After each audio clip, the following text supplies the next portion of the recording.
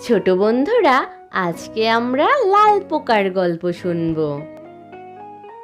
সকালে মিষ্টি রোদ উঠেছে।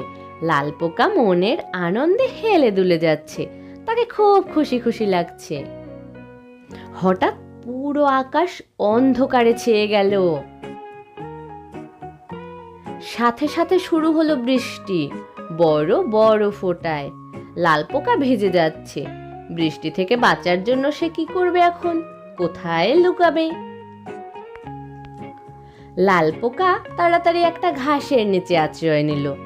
তাতে কাজ হলো না। বৃষ্টি তাকে ঠিকই ভিজিয়ে দিতে লাগলো।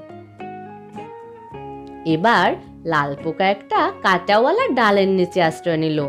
এবারেও কোনো কাজ হলো না। লাল পোকা বৃষ্টিতে ভিজতে থাকলো। একটু ভেবে এবার লাল পোকা গেল চিকন পাতার একটা ডালের নিচে। কিন্তু এখানেও সে ভিজে যাচ্ছে। শেষে লাল পোকা তাড়াতাড়ি গেল একটা কচু পাতার নিচে। যাক বাবা, এ পাতাটা বেশ বড়, এখানে আর বৃষ্টি পড়বে না। দৌড়ে দৌড়ে ক্লান্ত লাল পোকার চোখে রাজ্যের ঘুম নেমে এলো। ঘুমিয়ে সে স্বপ্নে দেখলো বন্ধুদের সাথে মজা করে খেলছে। আহ, কি আনন্দ!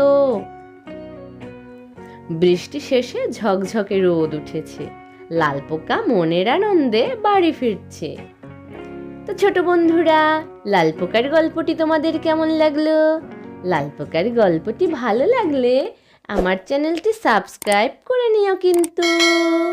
ধন্যবাদ তোমাদের। বাই বাই বন্ধুরা।